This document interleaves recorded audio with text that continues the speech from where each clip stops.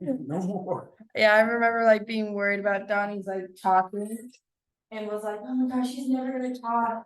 I can't get him to stop talking. I'm like, you can stop, it's okay.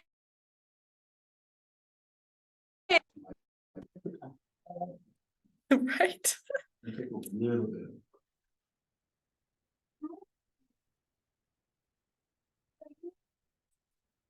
Yeah.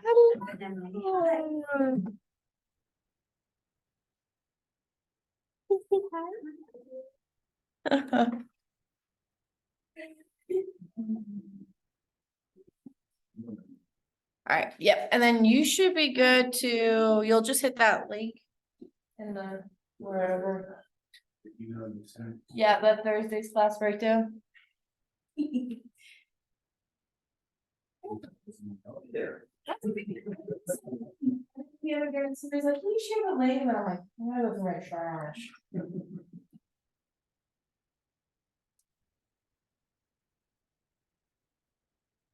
It shows all your flaws. I'm gonna stop looking up here.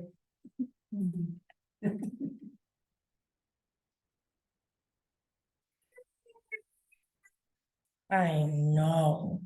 It's crazy. I know. Is there one that you sent that talks about it directly?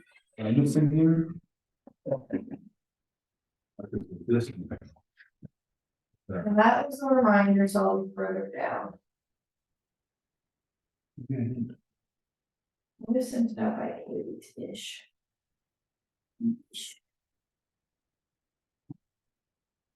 You want, I can just send you the link again. I don't Yeah, know. I'm sorry. Hey, word.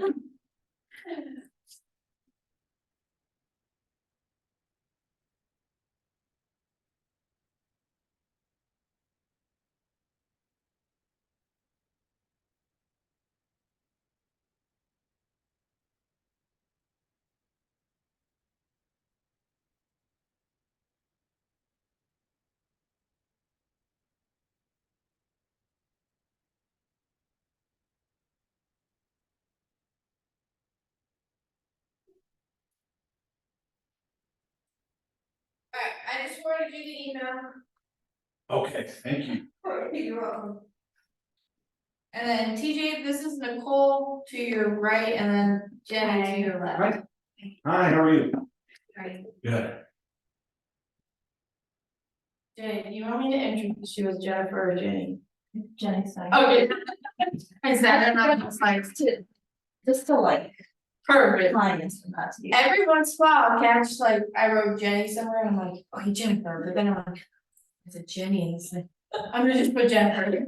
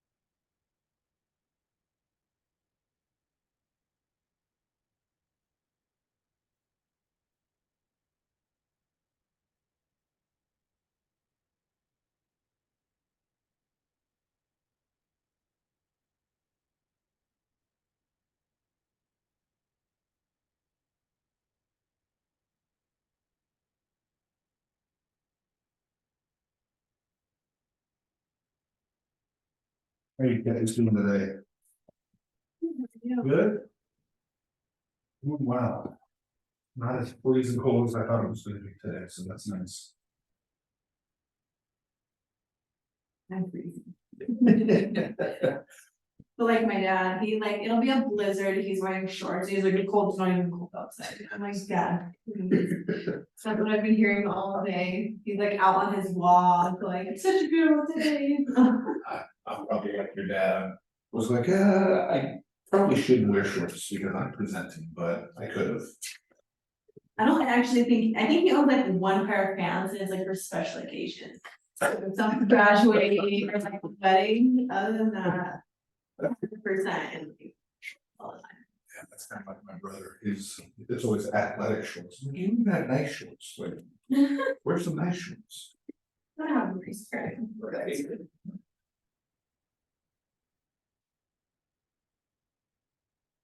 So usually I wait about 5 minutes or so to see if there's other people that jump in, so. This class, I just want to let you. Interactive, please ask questions, otherwise it gets boring, I just talk the whole time. So I really need help with this, so I'm very glad you're here. This is my biggest struggle. Everybody's like, yeah, I think you overthink it, but I don't know why, it's just. Yeah. Well, it brings, this market we're in right now makes it even tougher because, you're trying to navigate market that is right now it's kind of trending down. You don't want to be in the market forever. So it's so Yeah. yeah, it's a good, the market we've had in the past will kind of throw a number up there, see what happens. You'll probably get multiple offers. Right. Now it's You have to be, yeah, because I didn't realize it's kind of a bad look to like have a price decrease, like people Right. that. Yeah. When you, I mean, you may or may not talk about this, but when you're doing your search, how do you determine like 30 days, 60 days, 180 days? If you have a set, that, when you're looking for the criteria, I'm sorry, and in that little box where you're looking at sold and like all that. And we will go over it We here, will. so yeah, we'll talk about basically the different ways that I kind of find the comps. And then the adjustments that we make from there. Cool. So, yeah.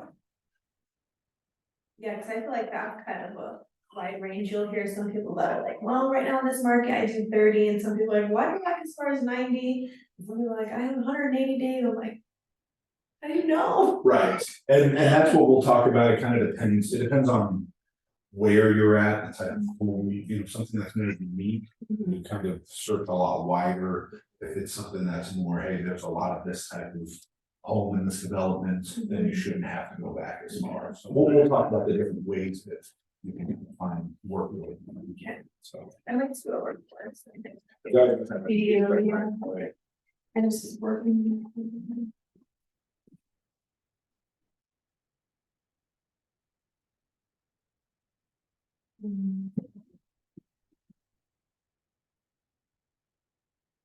The feeling that you're drinking.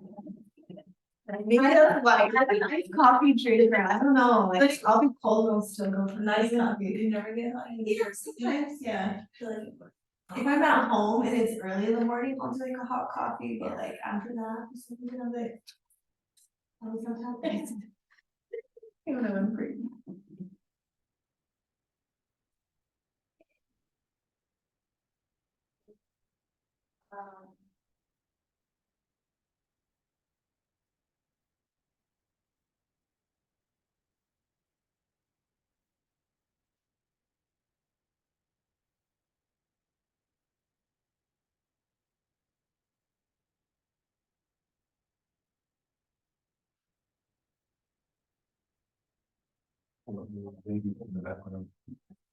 She's cute. 7 and 3, so take the little sweet little baby cries as compared to the screaming I get. Yeah, I have a 3 and a 5. So Yeah, they're both boys, they just fight. I have girls that are sassy. Yeah. Give me attitude. Oh, yeah, girl dad, Oh, that's yeah. girl dad and I'm a boy mom. Keeps you on your toes. Yeah, they do. Does the people on Zoom, can you hear me okay? Yeah, you sound great. I'm gonna give it probably 3 more minutes here. I usually start a couple minutes late. just so that we can make sure we get everybody in here that wants to join. One thing I was saying to those in the classroom, please participate, ask questions. Otherwise, it's me rambling on and it gets really boring. So, you know, if you have questions about specific properties that you're dealing with now, things you've dealt with appraisers in the past that you have questions about, please feel free to reach out and ask questions. So a little bit about myself. I am an agent in the office here. I'm on the Carl Kessler team. I've been with them going on 3-4 years, something like that. I went to high school with Katie, so I've known Katie forever. But I've been an appraiser for about the same time frame. So I do both real estate agent and appraising. And so really the point of this class is to talk about things we look for in appraising. So want to make sure that when you are pricing a property that you're competitive, especially in a market like this. You know, we were talking earlier, you know, in previous markets, if you were close, you were probably getting multiple offers. Whereas now you need to be in the right ballpark in order to be able to get activity and get it under contract. But also want to be able to see what appraisers are looking at so that when you do get under contract, you can say, hey, this is where I price it and this is why. Instead of just picking out homes that are priced similar to yours that maybe aren't necessarily the best comps. So we're going to go over what makes a good comp, and you can have a little packet put together and say, hey, this is everything, these are the adjustments I made, and this is why we're at here. And because you don't know how many packets I get that I'm like, great, I can't use any of these. So we'll talk about that a little bit. So we'll go ahead and get into it here then. So like I said, I'm awful with Zoom, just so you know. Okay, so items covered, how to find good comps, how to make adjustments to those comps. Also FHA and VA items in this market, you have to consider FHA loans a lot more than in the past. You could probably say, hey, I'm taking cash, I'm taking conventional, I don't want to deal with these FHA loans. In this market, you got to take everything if it's you know, if it's a good offer. So these are things that you want to make sure that the house is in a good shape so that you don't run into issues with the appraisal when you get an FHA with VA loan. And then, like I said, questions that you have along the way as well.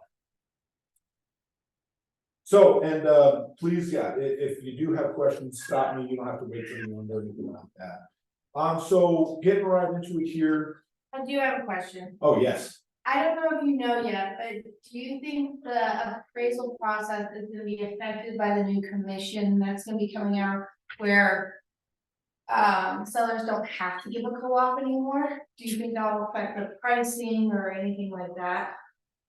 On your guys' level? I mean, it could, you know, honestly, I don't really look at, you know, commission level, you know, whether it's 1%, 2.8, 2.5, I don't really look at that. You know, you would think that there's an adjustment in the negotiation of saying, hey, you're not paying this co-op, so maybe we'll reduce the price a little bit, you know, and still ends up being the same. So we'll see. I haven't seen anything come out kind of as industry wide of some ways that they're thinking about it. So, Thank you. Yeah, of course. So first topic here, what makes a good comp? So like I said, as an appraiser, you know, real estate agents like to give their appraisal packet, and it's all the different things that, hey, here's the comps that I've used and all these different reasons of why. And more often than not, I get a lot of them that are not good. They're not even things that I can use. And I don't like that because one, I want to be on the same page as the agent. I want to be using the same comps. I do like getting those packets because if for some reason it doesn't appraise, I can already have which ones you're gonna bring back to me. So I can say, hey, here's why I didn't use X, Y, and Z. And so in order to make sure your packet is the best it can be, these are the different things that we look for inside of, you know, coming up with comps. And this PowerPoint, if you want a copy of it, I can email it to you, just let me know, or let Elizabeth know, and she can, forward that over, and I can email it to you, so. And we're gonna go in depth of each one of these, but first things first is you designate your neighborhood boundaries. And so here, kind of where we work, Arvada, Denver metro area, designating those boundaries can be relatively easy. When you start getting into the mountains or rural areas, that's where it gets a lot harder. I honestly don't do a ton in those areas because it's not an area of expertise for me. I try to stay where I know what I'm doing. So, but the biggest thing, so if we were to, like I said, I'm not good with Zoom, so I'm gonna try to go back and forth from this MLS. I can find it, here we go. Say, for example, so I like to always just use, I use my address, so this is where I live in Arvada. And so when we're coming up with boundaries, usually we like to use, that's not my address, I must have put the wrong one, but this still works. So if you're in Leiden here, this is a big area you can use. This is more of the Leiden Ranch area versus this is the Leiden Rock area. But anyway, you're wanting to use major roads and try to stay within, the best comps are within about a half a mile. If you have to expand to 3/4 a mile, that's understandable, but the best comps are within a half a mile. So if we were to use, some of them are really easy, like if you were, so my neighborhood's actually this one over here. So I would probably just start right there. That would probably be where I go first, of major roads, and just try to block it off, because you're gonna have, for the most part, similar home style, similar home ages. So that's generally what you're wanting to do. Sometimes it changes, because I know my neighborhood, this part is much different than this part. So once you start digging into it, you'll find that. But usually I just try to find major roads and try to box it off as best as I can, and then narrow it down from there. So, so that's designating the neighborhood boundaries there.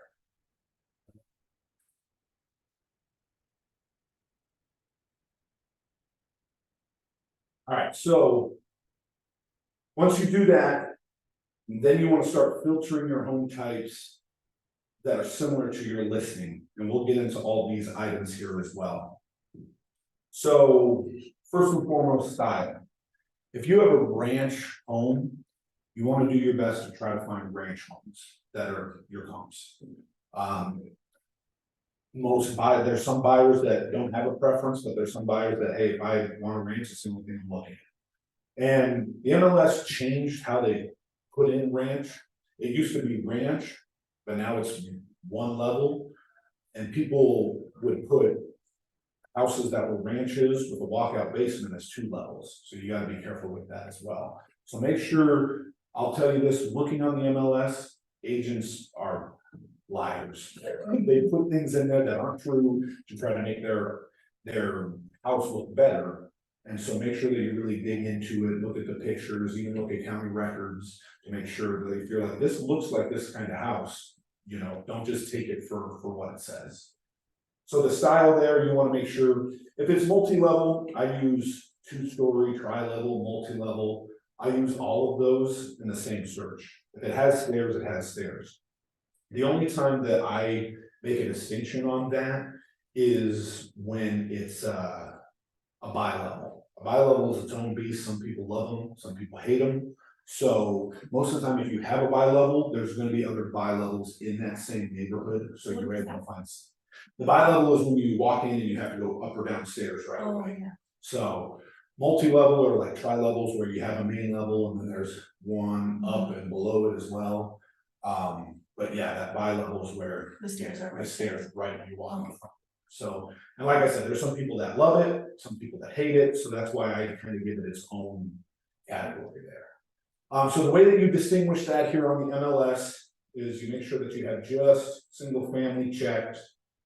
And then you go down here, and this is where technically a ranch is one level, but some people might put it as two if there's like a walkout basement, so make sure that you're checking both of those. But then there's two tri-level, multi-level, you know, all those different things, make sure that you're searching for whatever matches your property the best. Can I ask you another question? A lot of people say, like how people, other agents enter it incorrectly to leave it as vague as possible on there. But I find when I'm doing that, it gives me too many options. Do you have good luck when you narrow it down like that?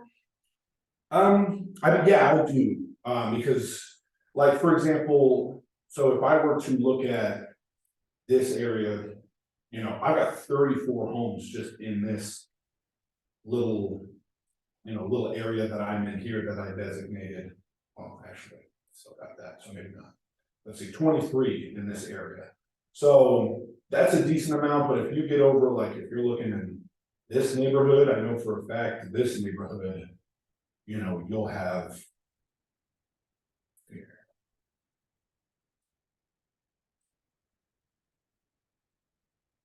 You know, just that neighborhood there's over 50, and that's only in a 6-month area. So I like to, because in the end, I like to have 5 or 6 that I'm using.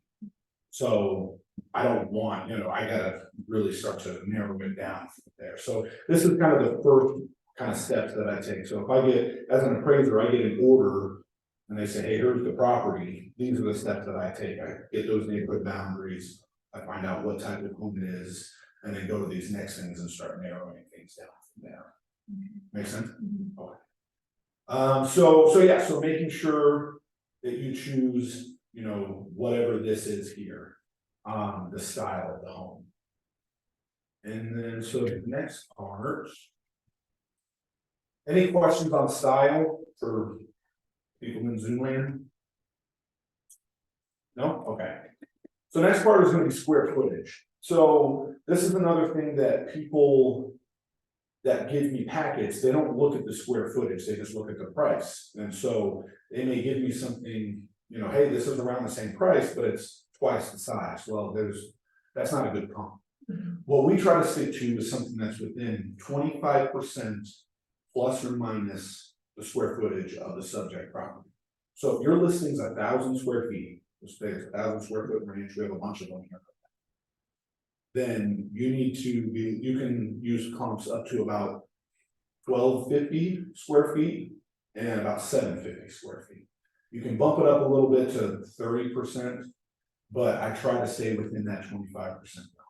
And once again, most of the time you're going to find there's a bunch of houses that are available in that range in neighborhoods because there's a bunch of the same kind of house being built.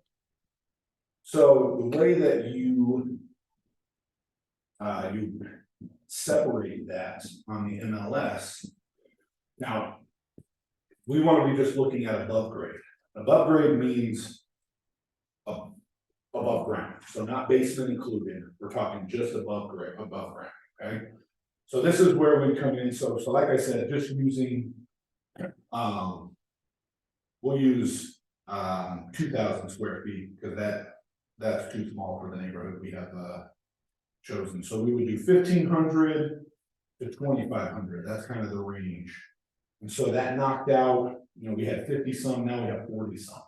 So that knocks out something. So say we're looking at the multiple level here as well. So we'll click all these.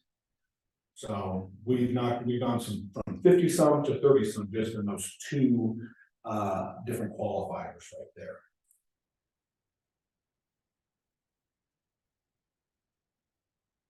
I don't know if you're gonna talk about this, but does the lot size come into factor then too?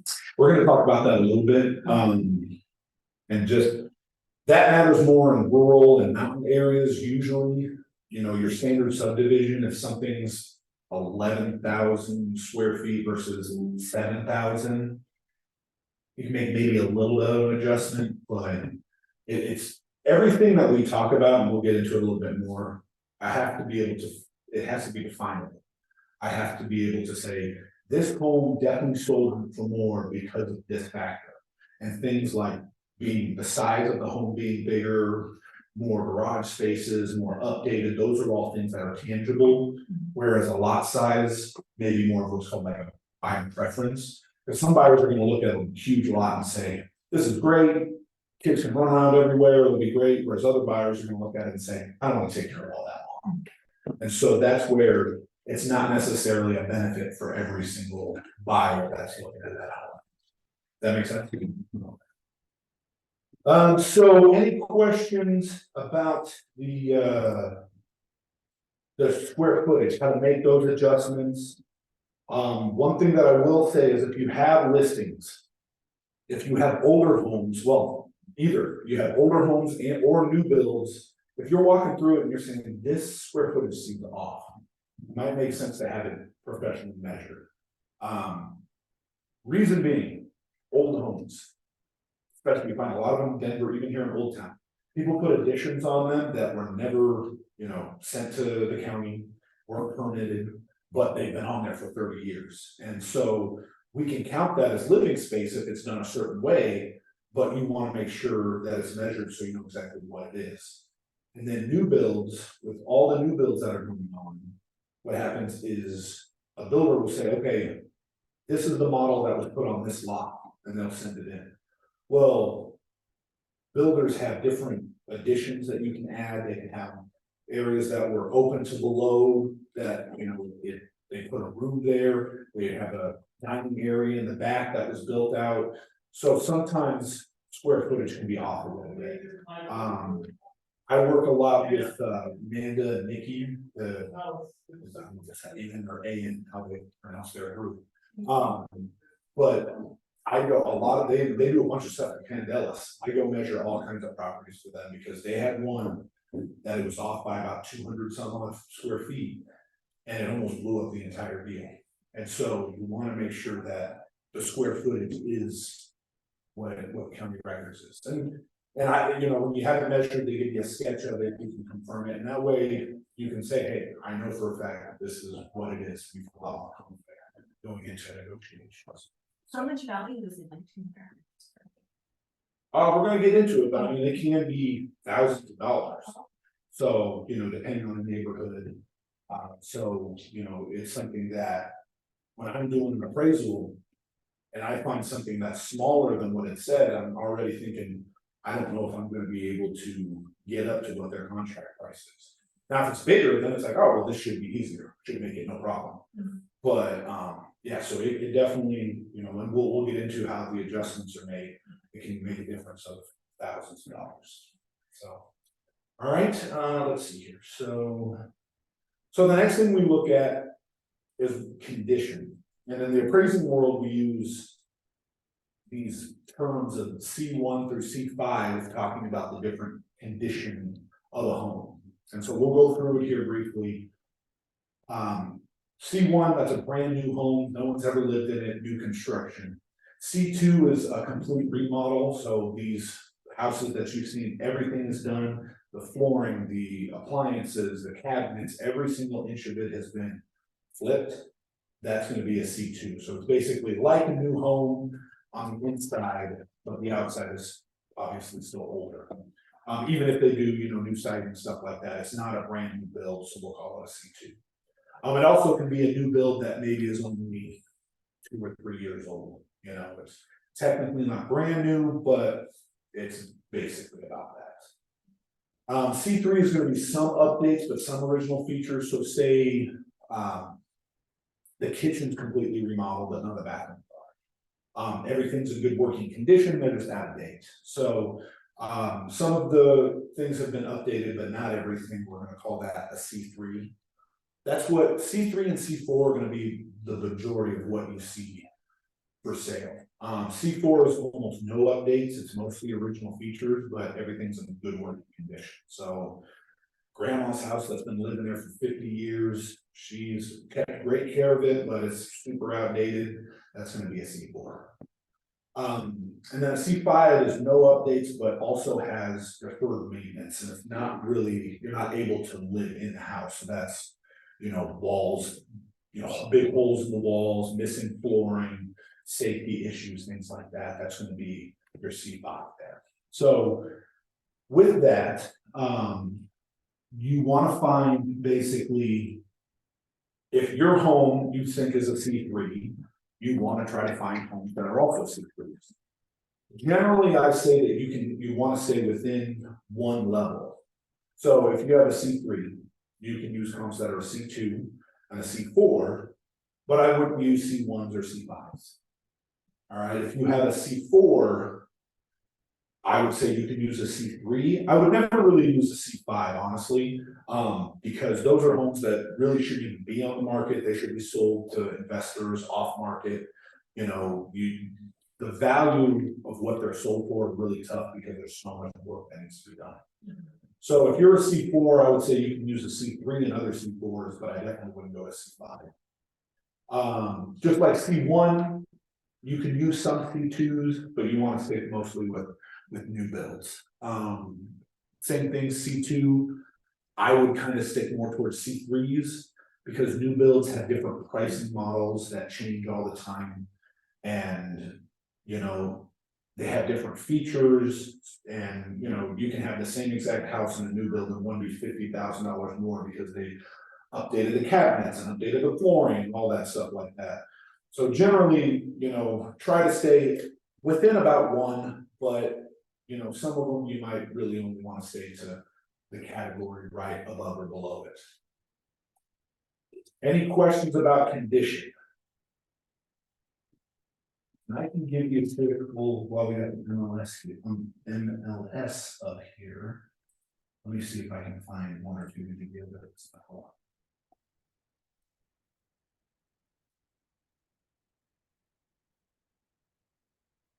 So already looking at this one, it's much higher price than everything else in the neighborhood.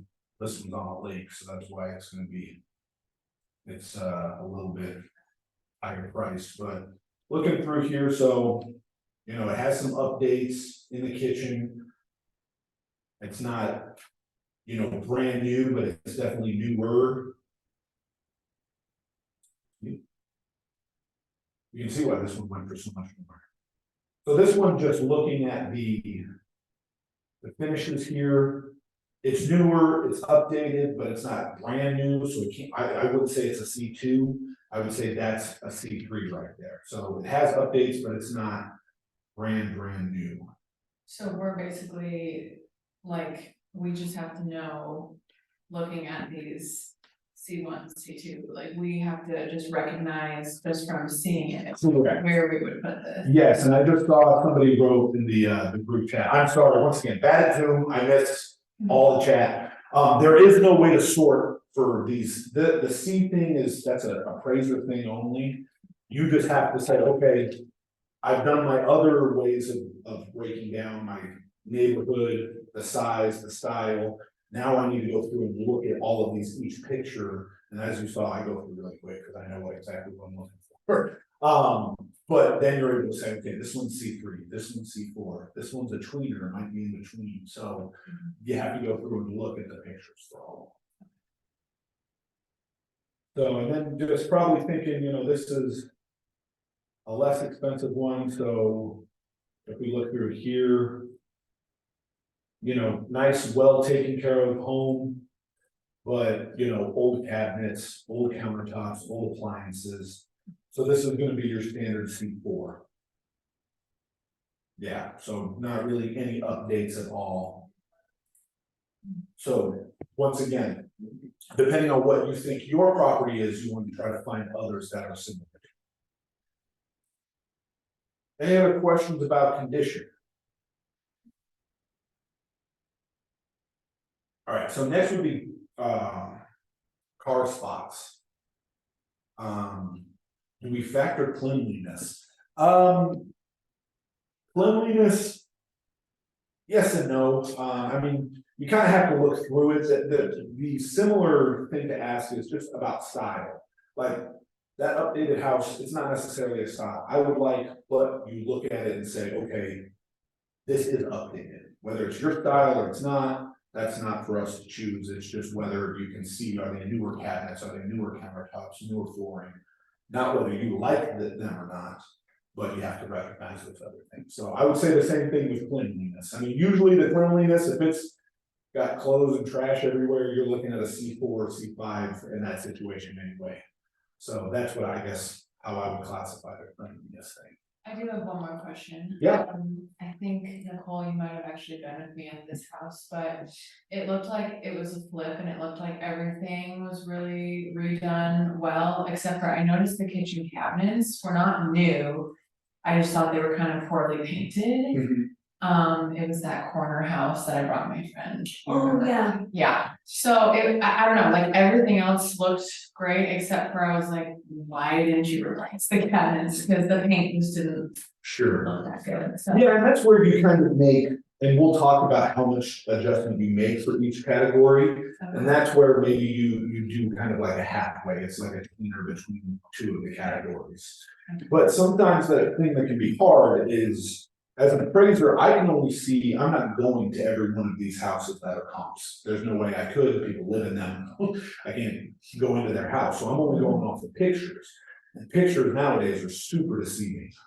You know, I've had some listings where I get the photos back and I'm like, people are gonna be pissed because it does not look this nice. And so, you know, I do the best that I can. Usually you can tell, hey, those aren't new cabinets, they're just painted cabinets. You know, if you do it long enough, you start to really notice those type of things. So, yeah, you have to just do your best to try to work through that. Yeah, and then what she's talking about, when you first look at everything, it looks nice. Then you look at the ceilings, they took popcorn ceiling off everywhere but the kitchen. And then like the flooring and then like the baseboard, so I think it was maybe a quick, Right. super quick like fix. Yeah. When you start looking, you're like, you can see like things wrong. And I've done houses that it's, you know, you can tell it was a DIY, it wasn't Yeah, professionally done. yeah. So you're like, okay, it's newer, but it doesn't look great, and so it's trying to kind of balance that as well. That's why there's no hard and fast rule with these are just kind of guidelines to keep you, you know, and kind of guide you down the path there. And, you know, and that's why appraising can be tough, because you give, you know, a property to 5 different appraisers, you get 5 different values, because there's no hard and fast rules of this is exactly how it is, it's more guidelines. So that would be something that, you know, you would want to make an adjustment for, but if it's, I'm just looking at the pictures, it'd be a little bit harder. So number 4, garage storage or car storage. So garage spots, I generally give about $10,000 to $15,000 per garage spot. With the, so, you know, if your house is a 1-car garage, once again, you can kind of go above and below. You can do a 2-car garage or no parking or no covered parking. If you have a 2-car garage, you can use a 1-car or a 3-car as comps, but I wouldn't use a house that has no garage, because, you know, that's something that you're starting to make adjustments of $20,000, $30,000, and that is, unless you have to. Once again, you go into the mountains, you go into rural areas, comps are less. I mean, you have to go further away, there's not as many sales you have to use that you can use, but generally in subdivisions, you can find other ones that are closer to that. Carports, I generally treat as like half a garage spot, so I'll give $5,000 or so to a carport. The big thing with carports, you also have to realize, technically, if it's a 2-car carport, it's 2 cars that can fit right next to each other. If it's extra long, that's still only technically a 1-car. Because I'll see a lot of, hey, 2-car carport, but you can't put them right next to each other, but you could put back, or, you know, park one and then one behind it. Technically, that's still only 1 spot, so you gotta have them be able to park 2 next to each other. Not to say that there isn't any value for that extra long one that can fit 2 cars, but it would probably be half of what I would give a normal carport spot. How about if it's designed to be an RV spot? Do you give it extra credit for that? Because I just had a house just last weekend. Generally not, because a lot of times the neighborhoods that have that, a lot of the houses have that. And then once again, that's more of a buyer preference. You know, some people may have a boat, may have an RV, and some people may not. And so I generally, I mean, you could maybe give it 2,500, something like that. But I generally don't give it too much. Any other questions about car storage?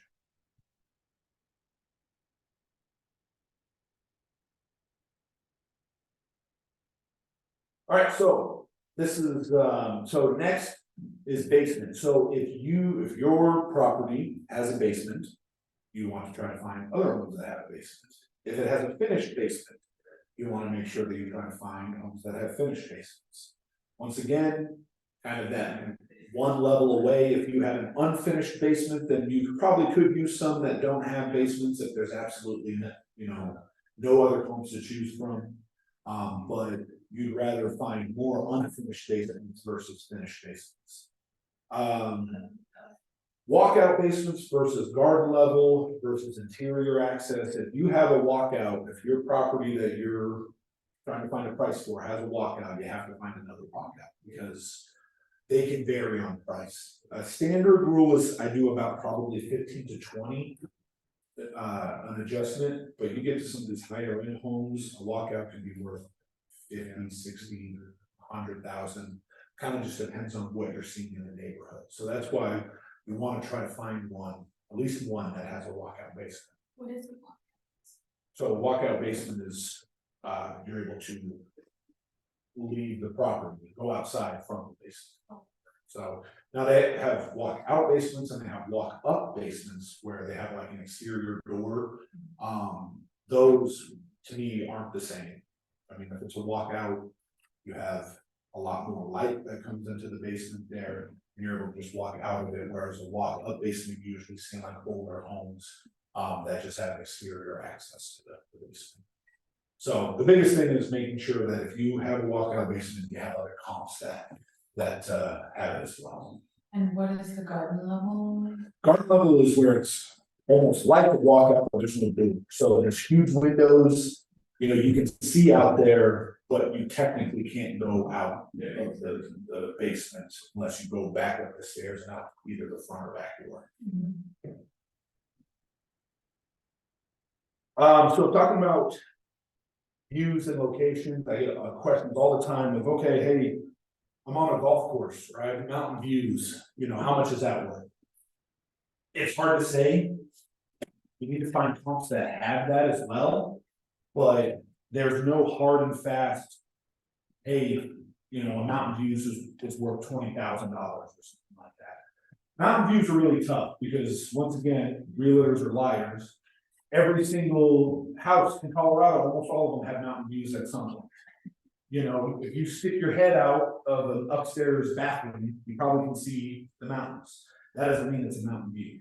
And so, to me, mountain views are unobstructed, you know, from bedrooms, from living areas, things like that. Those are the type of mountain views.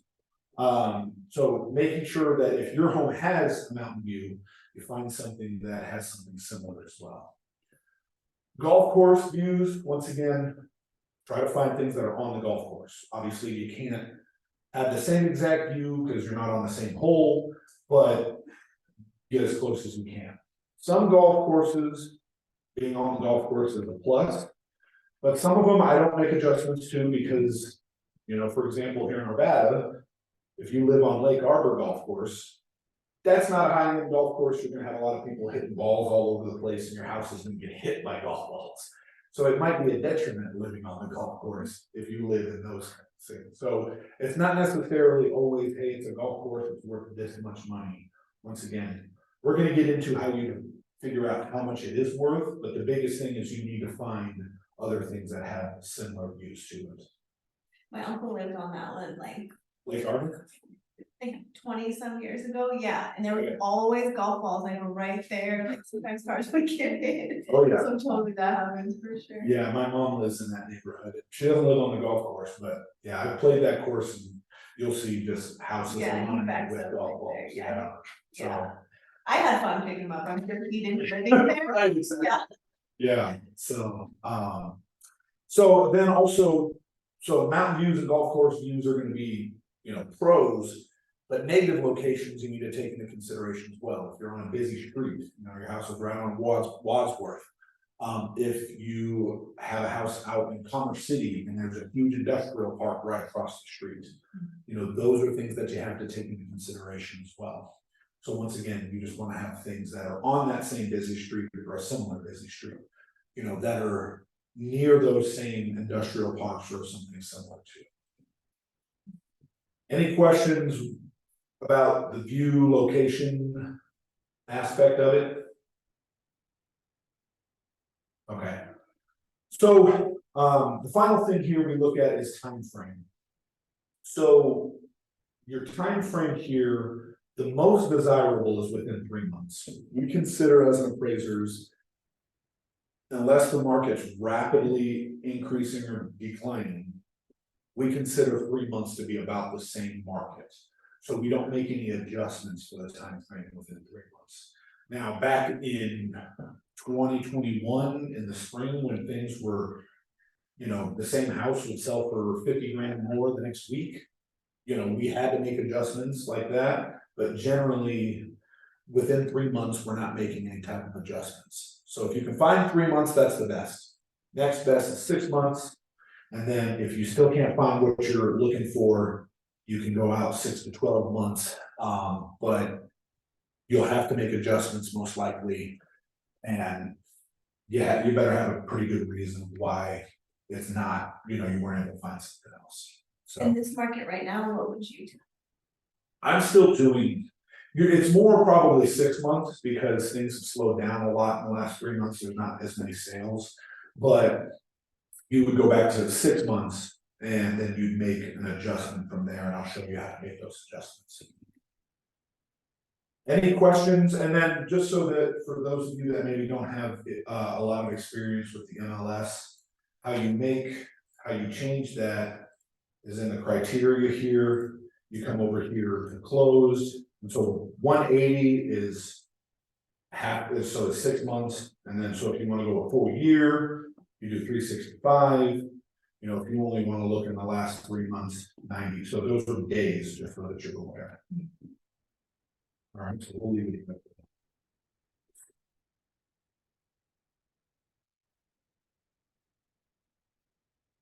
Any questions about, so this is basically, what the categories we're looking for. We'll get into the adjustments here next, but any questions about the categories? No? Okay. So adjustments, that's the fun part. This is where a lot of math comes into play. The square footage is the hardest part. The square footage for both the living space and the basement is where the most math comes into play. So what you do, you've gone through, you've looked at all your comps and you think, okay, generally I try to grab just for the very beginning purposes. When I did my neighborhood, I found 50 some. When I reduced it with square footage and things like that, it brought it down to 30 some. After I do my other things like condition and basement and views and things like that, I try to get it down to about 10 to 12. And that's where I'm going to start doing my math, is off of those 10 to 12. So from there, what you're going to do to make adjustments on square footage, you're going to take the median price per square foot of those 10 to 12 comps, and you're going to divide it by 3. So the median is not the average, it is the middle number. So if you have 12 of them, it's whatever, if you put them in order of smallest or least amount to largest amount of price per square foot, it's whatever's in the middle there. So basically I write them all out of what the price per square foot is, and I cross out the smallest and then the largest, the next smallest and then the largest, and then whatever's left in the middle, that's the number that I use, and then I divide that by 3.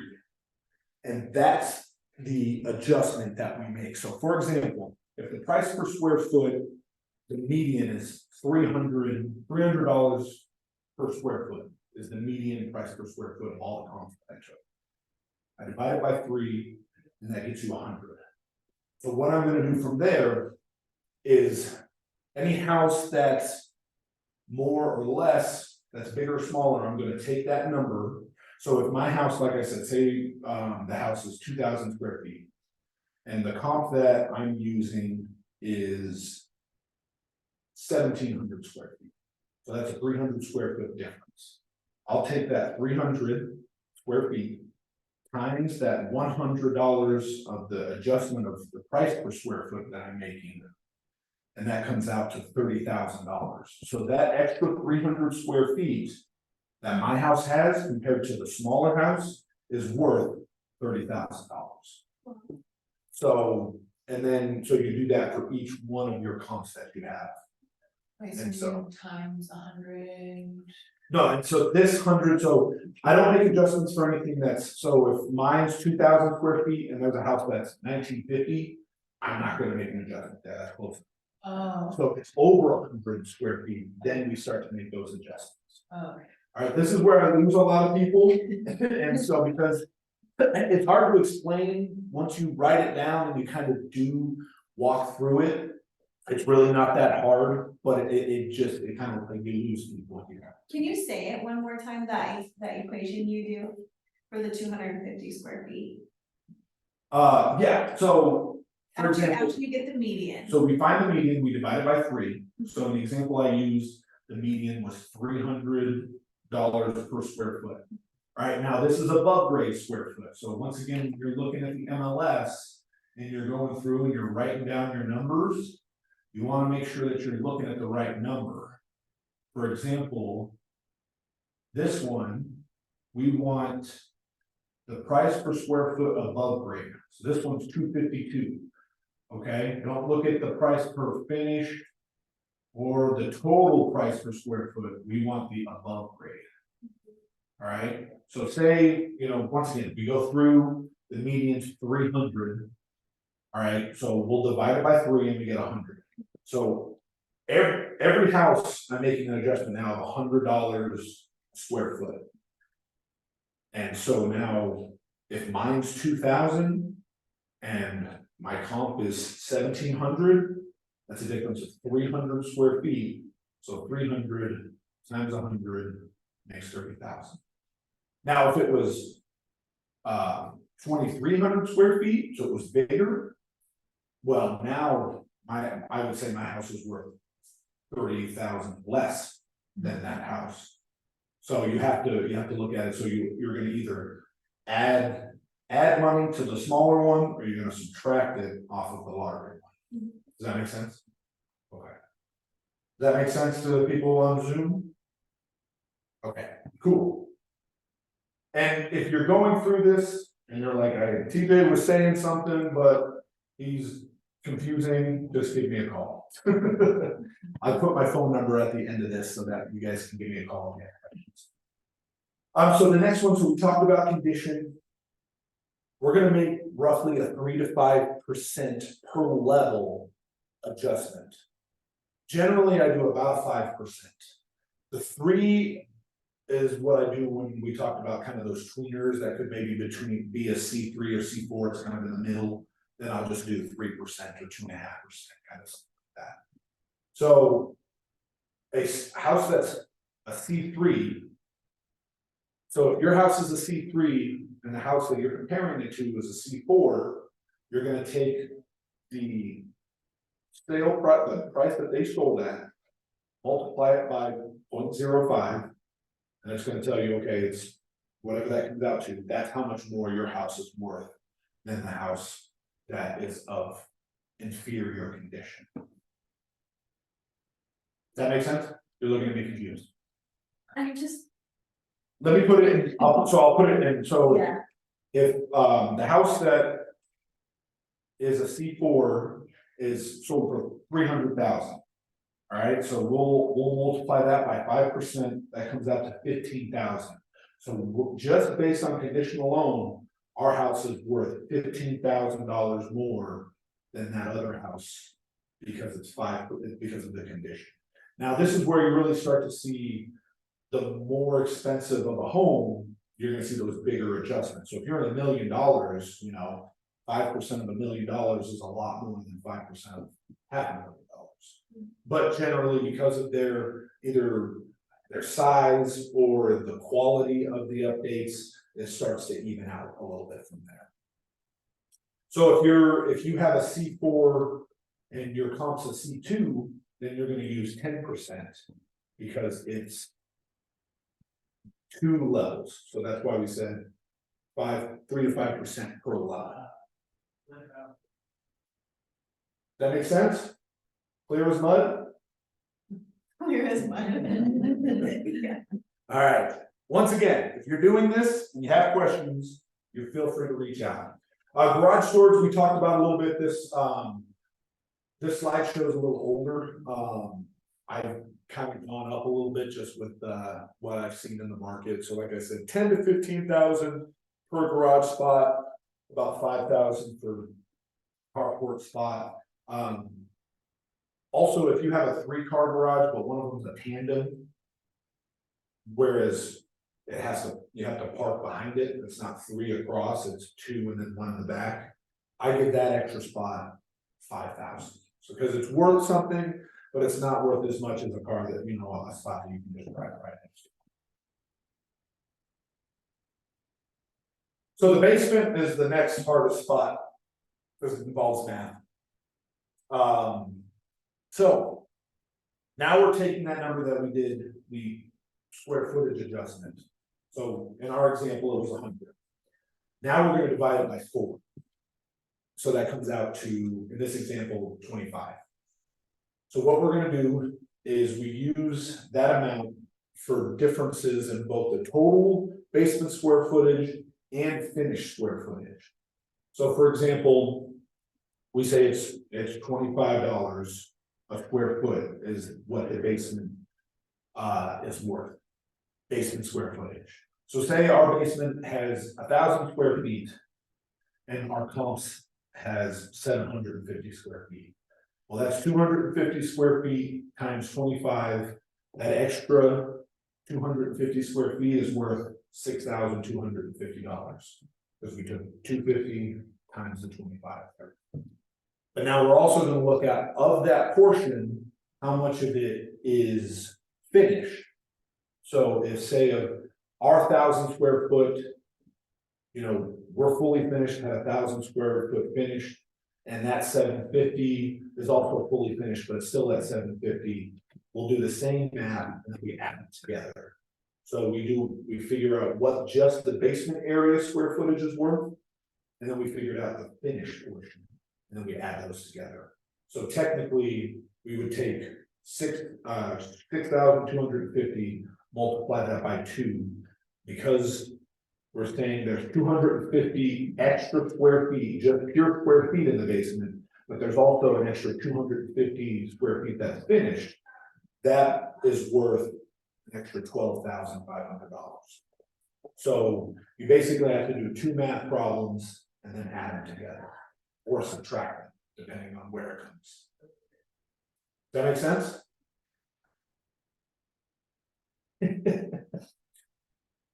Once again, going through this, it can be confusing. That's why if you start doing it with an actual property, I'm happy to sit with you and walk through you, and then once you do it a couple times, it'll all make sense and you'll get the hang of it.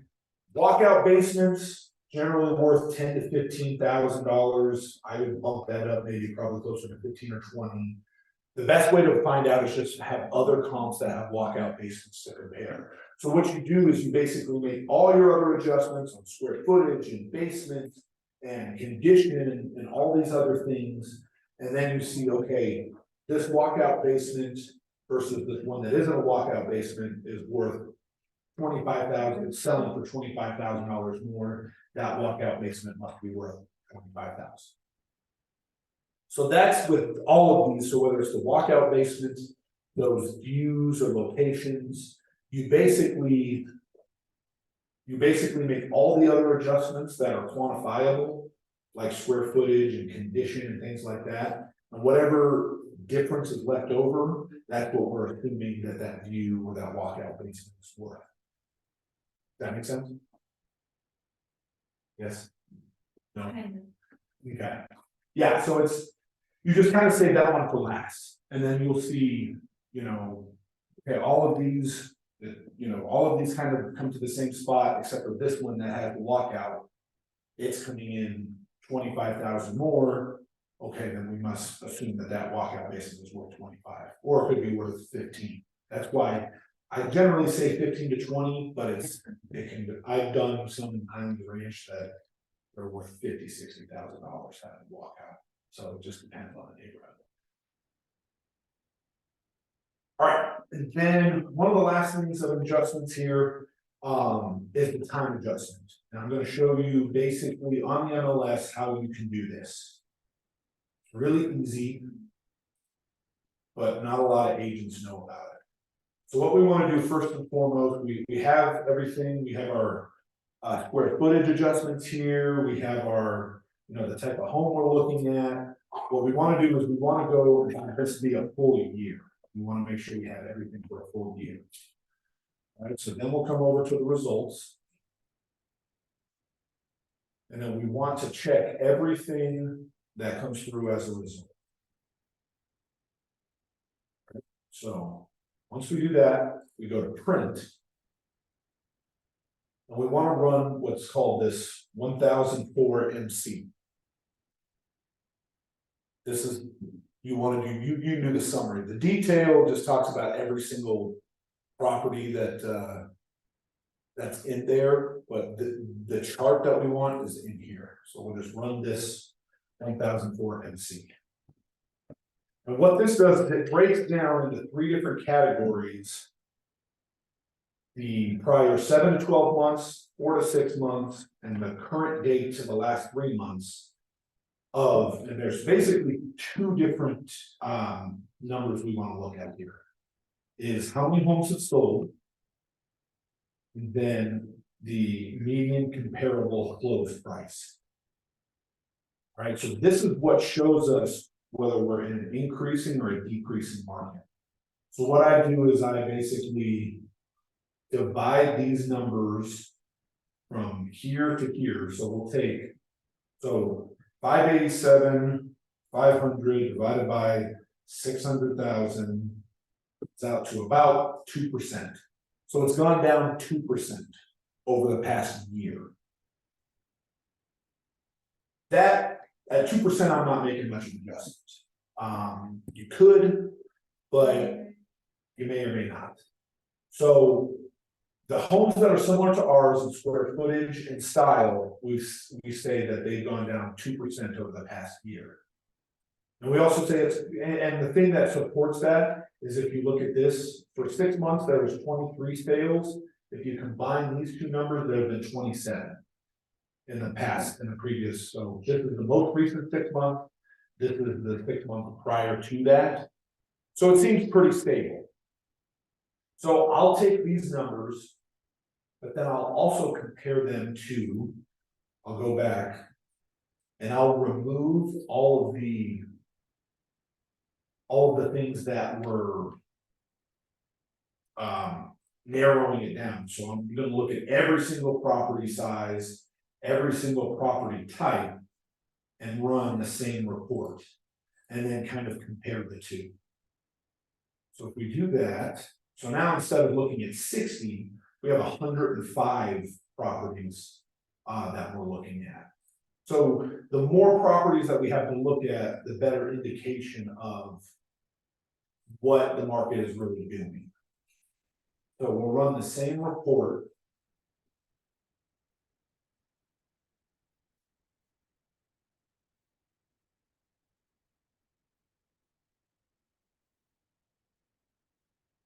Yeah, and it confirms what the last one was. The comparable median price was 586, 500 to 585. And the same, there's been a little bit less sales. There was 48 for the first 6 months. And there's what, that's 44. So this neighborhood, I wouldn't make any type of time adjustments, because to me, it's saying it's been pretty, it may have a little up and down. If you see, some of this is 663, but that was kind of the peak in the summer. But then it was down, went up, and came back down again. So where we're at right now, I would say is we wouldn't make any adjustment.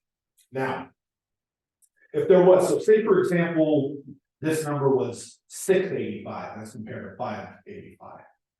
Well, then we would take that number, we take that 586, 500 divided by 685. And that comes out to 15%. That's what it comes out to. The way that we make adjustments on that, so if we have a large number, usually over 3 to 4%, then what we do, so for this example, we say we're just pretending that this number says 685 as compared to 585. What we would do, we said, okay, that's a 15% increase in the last year. We would take 15 and divide it by 12. And that comes out to 1.25. So what we would say is each month, the market increased 1.25%. So if you have a comp that was 4 months ago, you take 4 times 1.25, and that comes out to 5%. And so you would make a 5% adjustment for that home because it was 4 months ago. And the market's been increasing 1.25% each month. If it was 8 months ago, 8 times 1.25, whatever number that comes out to, that's the percentage you use. It can be the same thing. Say it said 485 as compared to 585. Well, now we're saying, okay, it's decreasing at 1% a month. Then we need to make those same adjustments. So that's how you can use homes. So say you find something that's like similar size, similar condition, everything, but it sold 8 months ago. How can I use this comp? Using this data shows, hey, this is what we've seen the market's doing. I made that adjustment based on what the market was to what it is today.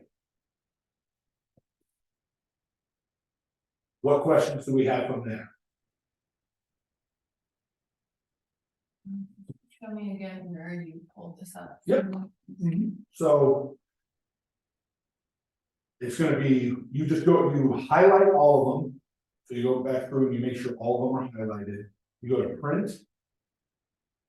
And it's going to be reports below, print as PDF only. So you can do either the summary or the detail. Like I said, the detail is just going to be really long because it's going to provide every single home that it's taking the data from and kind of put it into a list. If you have a really analytical seller that maybe would like this much data, you can print this out. But if you bring this to a seller and say, hey, this is what your market's doing, and you show them all of this instead of like, yeah, the market's good, it's going up. You have actual data to show, and same with an appraiser. Hey, you know, we made this adjustment because this sale we saw in the neighborhood was going down 1% a month, so we made that adjustment. That's how we came up with this. It's going to be a lot better than, here you go, here's the ones we have because they were close to the same price as what we're in a contract at. So you appreciate us doing the work, giving you a packet, showing you how we got that. But It's not like, it just shows that you are, well, one, if you give me comps that are legitimate, I made, you know, I made this one. I had one a couple of months ago. I stopped my neighborhood boundaries. I should have gone up one more street, and there was like 3 great comps I missed. The agent sent them in. I was like, oh my gosh, I missed it. Fixed it, no problems. You know, so you know, you would be saving me an extra step if you give me that, because then I can, and also I can look at it and say, okay, I'm using this one, I'm using this one, so we're on the same page of, you know, what we think in terms of what the value is. But it just shows, you know, that you've done your homework, that you know the market, that you're a neighborhood expert if you have data like this as compared to, yeah, you know, the market's good. And, you know, and your house is nice like this one over here, so we should price it about the same. You know, so it just gives you more credibility and, you know, makes you look like you are the neighborhood expert, whether you are or not, you know. So it gives you that data. Any questions about this time adjustment part?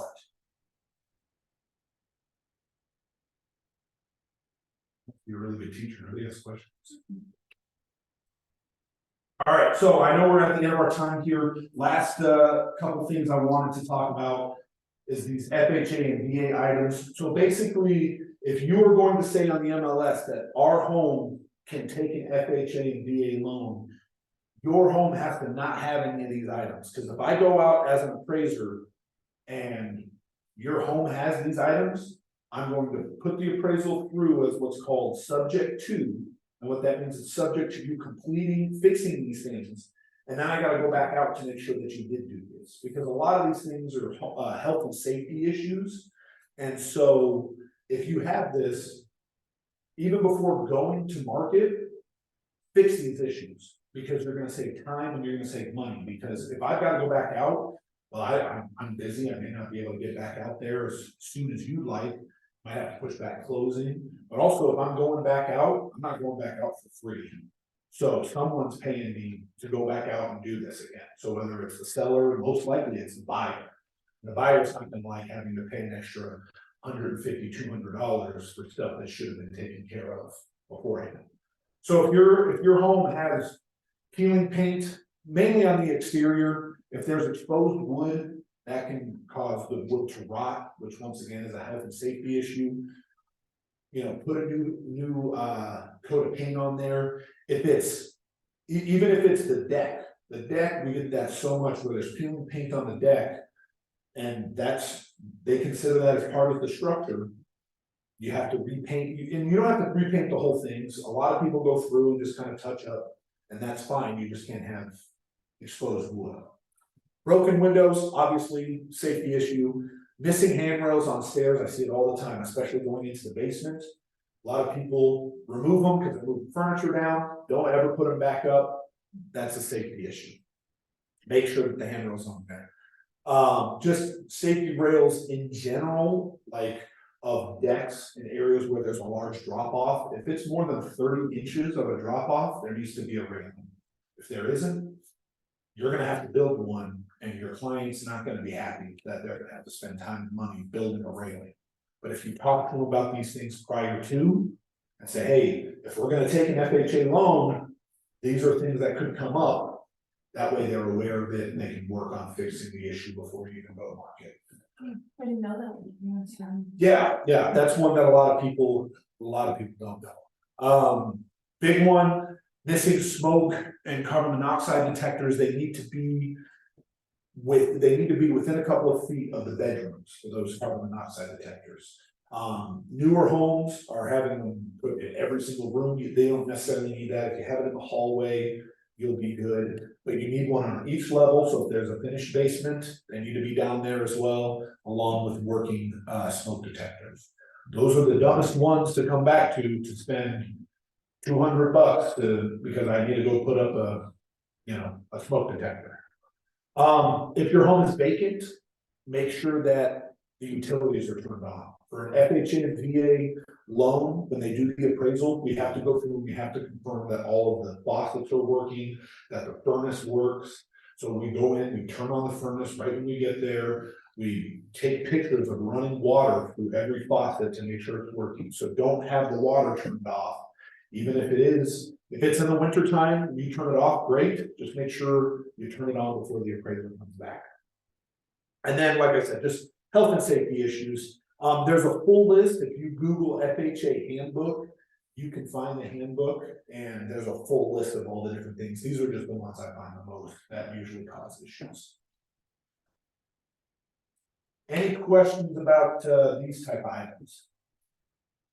So this is on the seller side, they need to do this before they list it for people to purchase under those loans. They should do it. If they don't do it before, then you'll be doing it while you're under contract, and will make things much more stressful.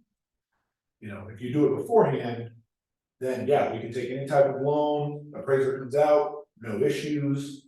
But if you don't do it, and then it's like, okay, usually you get the appraisal back 2 weeks, maybe a week and a half before closing. Now you're trying to get whatever these things done and get the appraiser back out there and get his report done and sent to underwriting to get the approval before closing, all within a week or two. Causes a lot of stress. Right? If you see these things while you're walking through and say, hey, you know, great house, would love to list it. We need to fix these couple of things before we get on the market. Or at least before you go into contract. And so that's something, these are things, like I said, that I see a lot of. But if it's conventional or the other. Conventional, those type of things, the only thing that comes up sometimes is the large drop areas, because that's more of a building code thing. And each county has different codes for what that drop off can be.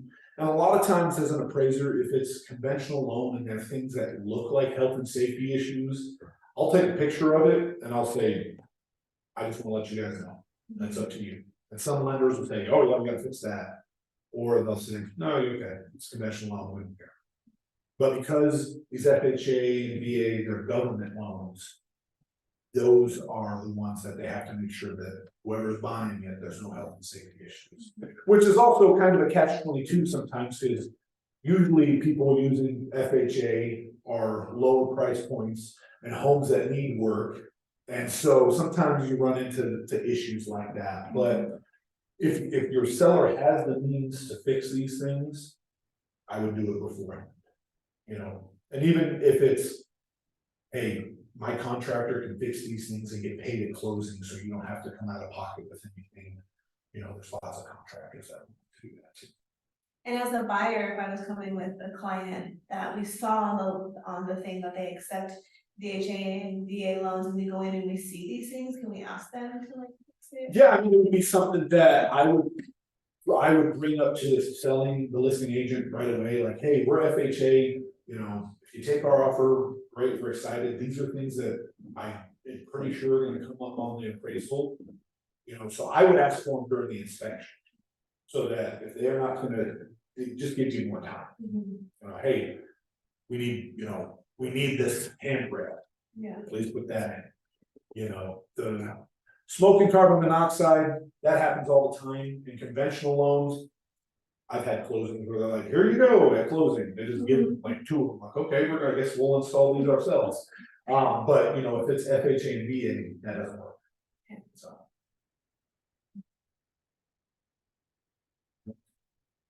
So anybody have, that's all that I have. Questions about anything we've talked about, anything that you've run into with an appraiser that, you know, you want to see, you know, that you had questions about, anything like that? I'm super new, so I'm just trying to figure out how to just do this. Right, and like I said, it can seem daunting, like everything we talked about is like drinking through a fire hose. We talked about a lot of different stuff. But once you kind of start breaking it down, and like I said, I'm more than happy, we can sit down and we can go over a lot of it, and I can show you exactly how we do it. A tool that you should use if you don't already is the MLS has a good CMA tool. So CMAs. So you can start a new CMA and you can go through and you can choose all of these comps and you can make those adjustments and you can print out a full report. When I do mine, I use my appraisal software that not everybody has access to. So this is the next best thing, is either doing it like this, or a lot of people have kind of their own spreadsheets that they use as well. But either way, you can go through, and then that way you're able to really, once again, you go, okay, Mr. Seller, Mr. and Mrs. Seller, we're gonna sell your house. This is what I think it's worth, and this is why. You have data. This home sold for this much, and it's bigger, so we took away this much, but yours is nicer, so we gave it this much. And this is where I came up with that number, as compared to, yeah, the house down the street, it's kind of like yours, it sold a couple months ago, we'll go around.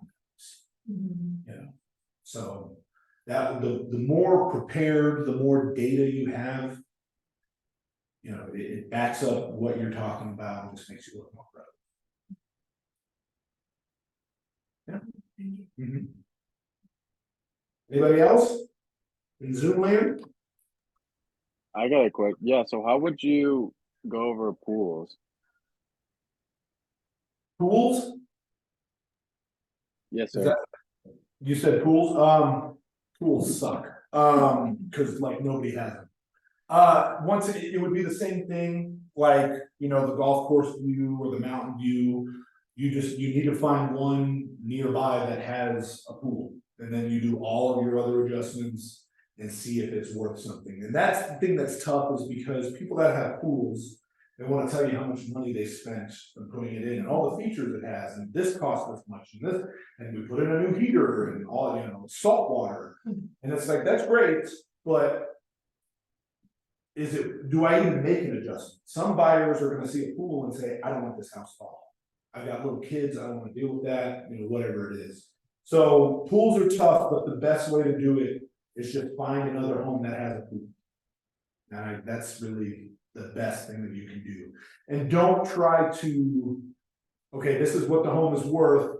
You spent 100,000 on this pool, so now I need to add 100,000 to it. That's what sellers want to do, but that's not how it works. There's not like an amount like with the garage that you like add or take away. And Colorado's really tough because Yeah, we don't have. nobody has pools. I mean, it's once in a blue moon. On the East Coast, I've got family in Massachusetts, which you would think nobody had a pool there either. Everyone had a pool. And so you can find tons of comps for how much a pool. But here, yeah, I mean, you might find one or two in a neighborhood in the last 2 years that have sold. So usually you gotta expand even further, either further out in terms of square, like neighborhoods, or you gotta go back in time. So one of the two. That answer your question? Sorry, probably not what you wanted to hear, but. No, yeah, that totally made sense. I was just because I know I had a buddy of mine asking about his pool, and he did exactly what you said. He was just he was bragging about his pool. He's like, "Yeah, I spent this and that on my pool." I'm like, "All right." Yeah, and that's what I try to tell people is they ask me, you know, oh, if I add this or I redo this, you know, is it gonna be worth it? And things like pools, and like things like adding like an EV charger into your garage. If you wanna do that because you wanna do it, then do it. But if you're doing it to increase the value of your home, it's not gonna be dollar for dollar. What about like redoing the kitchen with that? Yeah, so the things that are gonna increase the value of the home the most is things like kitchens, bathrooms, and flooring. Those are gonna be your biggest things of, hey, you know, finishing a basement and adding a bathroom, things like that, those are gonna add value. Whereas, you know, like my wife and I were debating whether to build a big covered patio in the back. We have a deck, but do we wanna put a cover over it? Well, it's probably gonna cost 30 to 50 grand, but that's just money that I'm not gonna get that back when I go sell my house. But do I want it right now? Is it going to make my life better? I have to decide whether I'm willing to spend that and not necessarily get it back. So in terms of that, like my mother-in-law, she's thinking of maybe selling her house. She was asking me like, her kitchen isn't like, she's done some upgrades, like she has hardwood flooring all over, and she's done updates on the bathroom, some of the bathrooms. But her kitchen is not updated at all, like, so she was like, should I update it, should I put new cabinets before I sell it, or is it not worth it? And I don't know what to tell her exactly. I mean, those type of, if you're doing it just to sell it, you might sell it for more. You have to just determine, do you wanna go through the whole process of doing that? I mean, you're gonna sell it for less, but you're gonna spend less if you don't do it. In this market, maybe, maybe not. You know, updated homes generally sell quicker than not updated homes. But as long as you're priced right, it's gonna sell. So really, if you're doing it once again, to just sell the home, it might not be worth doing. But if you wanna do it and because you wanna enjoy it, and then 5 years down the road you sell the house, okay, then yeah, you should do it.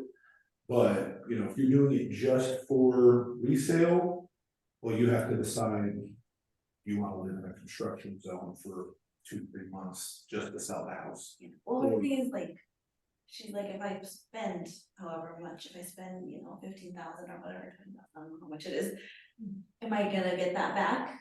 I would just do, you can run comps for both. Hey, here's if you didn't, this is how much I think we could sell it for. And here's how much if you did, what we could sell it for, and what that difference is and compared to what it would cost to actually do it. But like you said, it's not dollar for dollar, it's more like, what do they say in school, like a value, it's a value of contribution or something? Yeah, like they think that, oh, I spent 20,000, and that means I'm gonna Add add 25, 25,000. that's not the price, right? I mean, and not necessarily, people think it is, but if you run the numbers. Like I said, I would do it as, hey, this is what, in its current state, this is what we could sell it for. That's a good idea. If you updated it. These are the different comps we use, this is what I think we can sell for. Then you go get bids and figure out, okay, I'll make 15,000 more if I did it, let's do it, or I make about the same. Or I just break even, so let's not. You know, Do the that's, comps and then get bids and determine. Right, costs, and that's a good idea, yeah. yep, yeah, that's the best way, if you're doing it strictly for resale purposes, once again. If it's, hey, I want a new kitchen and I plan on living here for a while and when things change, well, okay, things changed and you bought it because you wanted it, so. So the outdoor living space does not add to the value. I mean, is that something, I mean, you're kind of looking into it for yourself, so are we, that's why I was asking. It's just, once again, it's hard to find it as quantifiable. You know, I mean, you see things that, you know, they got koi ponds and all these other things, and once again, that's great, but. You know, some buyers might want to take care of a fish pond, you know, or a pool, you know, the covered patio thing, you know, I will say like sunrooms. I'll usually give some value to $5,000-10,000, something like that, but covered patios, I mean, they have to be. Really, really nice for me to give something to it. I mean, usually, and that's the thing is, you know, usually if you're finding comps that are similar aged homes, similar finishes, so the covered patios for most are gonna look the same. But I mean, if you have a really high end one, you can make some adjustment, but not a ton, I would say, not Okay. what. Yeah, not a dollar for dollar then, because I mean, obviously, if you ask the guy that's giving us a quote for the deck and the cover, he's, oh yeah, it's dollar for dollar. And I did kind of wonder about that. So Yeah, and it's the same people with solar. Oh, your house is gonna be worth so much more because it has solar. And I tell them, I'm like, no, it's not. I mean, if you want solar because, you know, it's gonna help lower your bills and you feel better, you know, about, you know, being green, great. But is it gonna dollar for dollar make your home worth more? No, because that's, once again, that's a buyer preference. There's some buyers that might say, I don't wanna buy this house because I don't wanna deal with the solar issue. You know, I just, you know, it's too much to deal with, so. Those, like I said, the hard and fast things you can do is you can add on square footage. You can update kitchens and bathrooms and flooring, those are gonna be, and finished basins. So increasing the square footage or making that square footage nicer is really about the things that you for sure will get your money back on. thank you.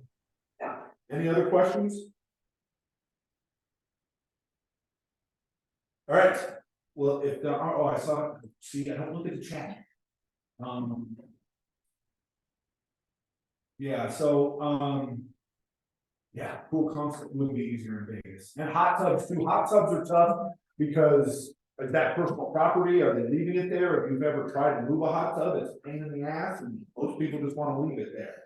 So, real quick, if you do want my contact info, let me just, then put it on here, I'll type it in. And you said reach out to Elizabeth to have this email to us. Yeah. This is my phone number. If you want the slides, reach out to Elizabeth and she can send it to you, or she'll forward it to me and I can send it to you. So, but that's my phone number. If you ever have any questions, you're building this and you're running into some issues, let me know. I'm happy to walk you through it. If you have a house you want measured, that's a service I provide as well. So yeah, let me know. Thank you. Yeah, of course. Thank you. I did this. I could move the car, so I'm gonna take it. Yeah. Yeah. I think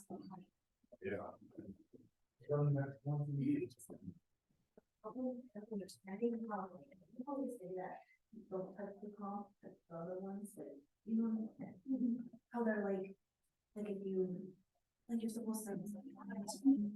When you find whatever that's. You don't.